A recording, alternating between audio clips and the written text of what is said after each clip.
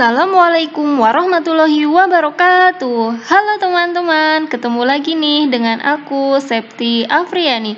Oke teman-teman, kali ini kita tuh akan membahas materi SKB Guru SD yang IPA Biologi ya.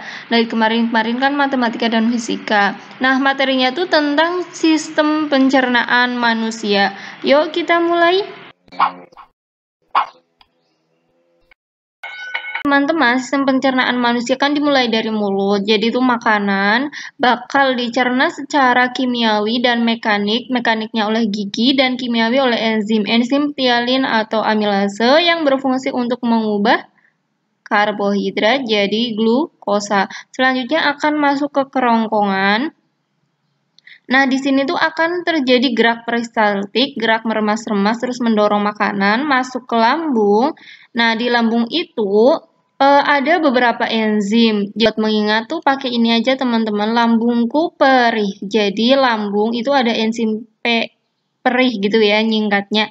Jadi tuh pepsin mengubah protein jadi pepton, gitu. Protein jadi pepton. Renin itu mengendapkan kasein. Terus HCl asam ya, asam klorida itu untuk membunuh kuman. Asam itu membunuh kuman. Selanjutnya di sini tuh ada pankreas. Di sini nih teman-teman, ini enggak terlalu kelihatan ya. Pokoknya di sini nih yang bentuknya kayak daun ada pankreas. Nah, pankreas itu menghasilkan beberapa enzim yang disingkat menjadi PLTA. P-nya itu pankreas ya teman-teman, P-nya itu pankreas, L-nya itu lipase mengubah lemak jadi asam lemak, LL gitu ya. P-nya itu tripsin, tripsin itu mengubah protein jadi asam amino, A-nya amilase mengubah karbohidrat menjadi glukosa. Jadi itu teman-teman, produk akhir dari bahan makanan, kalau untuk yang karbohidrat itu jadi glukosa, kalau yang protein itu jadi asam amino, kalau yang lemak itu jadi asam lemak, kayak gitu ya teman-teman. Nah di sini tuh ada hati, hati itu fungsinya untuk hati. Hati itu fungsinya untuk mengemulsikan lemak juga. Nah, di sini ada empedu. Selanjutnya ada usus halus di sini. Usus halus sendiri itu ada 3, yaitu usus 12 jari, usus kosong, dan usus penyerapan. Nah, di sini aku singkat jadi masuk le. Nah, itu ada enzim maltase mengubah maltosa jadi glukosa, sukrase mengubah sukrosa jadi glukosa, laktase mengubah laktosa jadi glukosa gitu ya. Masuk E-nya enterokinase itu mengaktifkan tripsin. Jadi ini tuh mengaktifkan ini nih tripsinogen. Jadi teman-teman si pankreas itu cuma menghasilkan enzim-enzim ini, tapi enzim ini tuh dipakainya di usus 12 jari. Nah, yang enzim ini itu juga dihasilkan di usus 12 jari. Cuma apa ya namanya?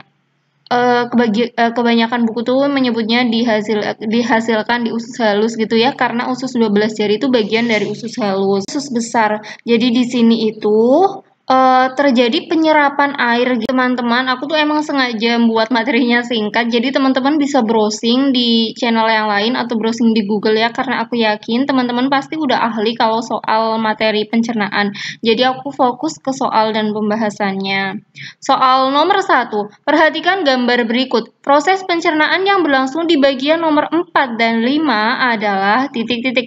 Nah, 4 itu apa teman-teman? 4 di sini itu kan usus halus. Kalau 5 itu kan usus besar. Kalau di usus halus itu lebih ke apa? Pencernaan sari-sari makanan. Kalau penyerapan sari-sari makanan. Kalau di usus besar penyerapan air gitu kan teman-teman. Berarti yang mana nih teman-teman? Jawabannya yang D ya teman-teman, penyerapan sari-sari makanan dan penyerapan air. Kita bahas dulu, kalau penyerapan sari makanan di usus halus ya ini benar, pencernaan makanan secara kimiawi, itu kalau kimiawi ada banyak ya teman-teman, bisa di mulut kan pakai enzim, terus di lambung juga pakai enzim, di usus juga pakai enzim gitu ya. Cuma di sini aku tulisnya cuma mulut ya. Terus pencernaan secara mekanis ini jelas di mulut, pakai gigi. Penyerapan air itu di usus besar, pengasaman makanan itu di lambung ya teman-teman. Kan tadi di lambung itu ada yang namanya asam klorida atau HCl yang fungsinya untuk membunuh kuman. Pembusukan sisa makanan juga di usus besar. Jadi selain penyerapan air di usus besar juga terjadi pembusukan sisa makanan. Ini usus halus, terus penyerapan air usus besar ya, penyerapan sari makanan usus halus, pencernaan makanan secara mekanis itu di mulut. Soal nomor 3, pasangan yang tepat antara enzim, organ penghasil, dan fungsinya adalah titik-titik. Oke teman-teman, kita bahas dulu ya. Kalau yang A, renin, ingat lambungku perih gitu kan. Renin itu fungsinya untuk menggumbalkan protein susu. Nah, di sini renin itu dihasilkan oleh lambung, udah bener ya teman-teman. Cuma yang fungsinya yang salah. Kalau lipase itu benar dihasilkan oleh pankreas, PLTA gitu kan, pankreas lipase gitu kan. Nah, tapi fungsinya salah di sini. Harusnya mengubah lemak jadi asam lemak.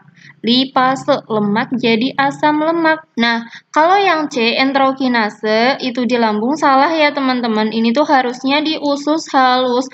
Fungsinya benar mengaktifkan tripsin. Kalau yang D, pepsin tuh benar di lambung mengubah protein jadi pepton. Nah, berarti tuh jawabannya yang ini ya, teman-teman. Kalau yang E, amilase tuh mulut dan pankreas ya, bukan di lambung. Fungsinya mengubah amilum jadi gula sederhana. Berarti benar ya, teman-teman.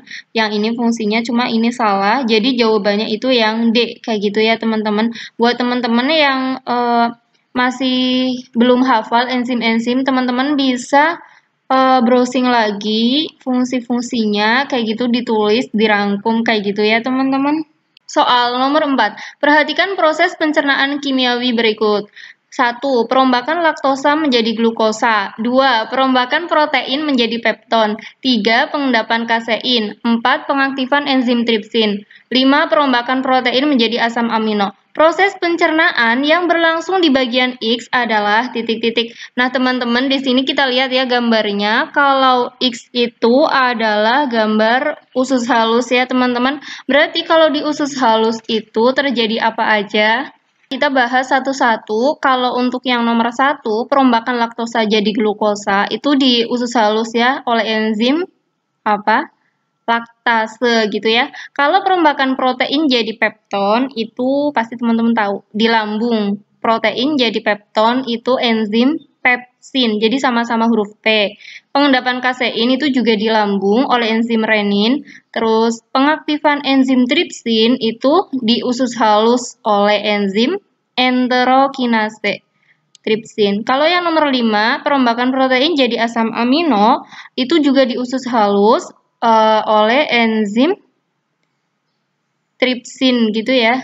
Maksudnya tuh perombakan protein jadi asam amino kan di usus halus oleh enzim tripsin, yang lebih tepatnya di usus 12 jari. Berarti jawabannya itu yang nomor 1, 4, 5, yang B. Soal nomor 5. Getah pankreas mengandung beberapa enzim seperti amilase dan lipase. Enzim-enzim tersebut membantu proses pencernaan kimiawi yang berlangsung di titik-titik. A. Ileum, B. Jejunum, C. Lambung, D. Duodenum, E. Usus besar. Lihat dulu ya teman-teman gambarnya. Jadi ingat kalau di usus halus itu sebenarnya terdiri atas 3 jenis, yaitu usus 12 jari itu tuh yang ini, yang langsung apa sih? Langsung berhubungan dengan lambung gitu loh.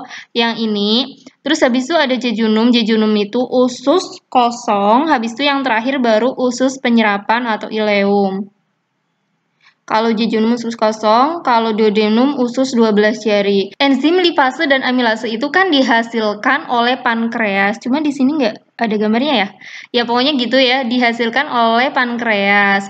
Tapi digunakannya itu nggak di pankreas, digunakannya di usus 12 jari. Jadi tuh di sini nih teman-teman, di yang berbatasan langsung dengan lambung. Jadi tuh jawabannya yang D. Duodenum. Aku ulangin lagi, kalau pankreas itu cuma menghasilkan yang PLTA tadi, lipase, tripsin, dan amilase, tapi digunakannya itu di usus 12 jari. Selain itu, usus 12 jari juga menghasilkan enzim-enzim seperti maltase, laktase, dan sebagainya, digunakan di usus 12 jari. Jadi kalau di usus 12 jari itu masih ada pencernaan atau pengubahan dari protein jadi asam amino, karbohidrat jadi glukosa dan sebagainya. Terakhir tuh di situ di usus 12 jari. Nanti kalau udah masuk ke usus kosong di sini, usus kosong tuh yang tengah di sini jejunum, itu udah diserap sari-sari makanannya.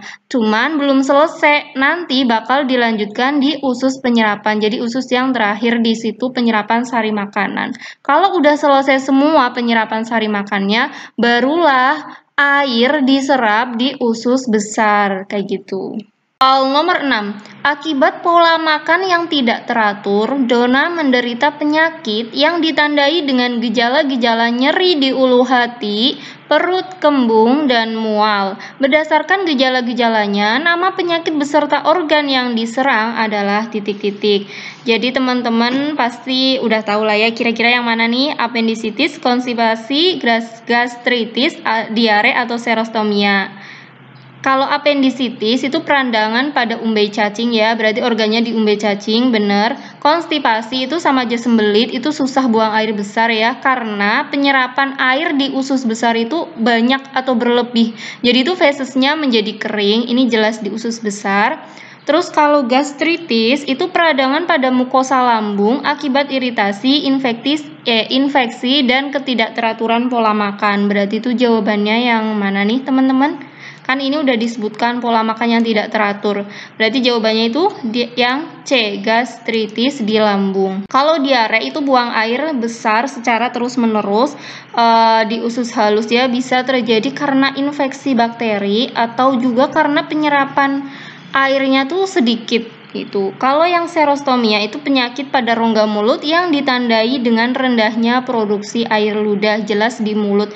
Jadi jawabannya yang tadi yang C, gastritis terjadi di lambung. Soal nomor 7, perhatikan gambar berikut. Proses pencernaan yang berlangsung di bagian nomor 1 dan 3 adalah titik-titik. Nah, teman-teman, ini adalah soal latihan ya buat teman-teman. Silakan dikerjakan, terus tulis ya di kolom komentar. Soal nomor 8, pasangan yang tepat antara enzim, organ penghasil, dan fungsinya adalah titik-titik. Ini juga soal untuk teman-teman, silakan dikerjakan, terus tulis di kolom komentar. Jawabannya apa sih? Makasih ya buat teman-teman yang udah setia nonton video-video di channel Septia Friani. Semoga tuh videonya bermanfaat ya buat teman-teman.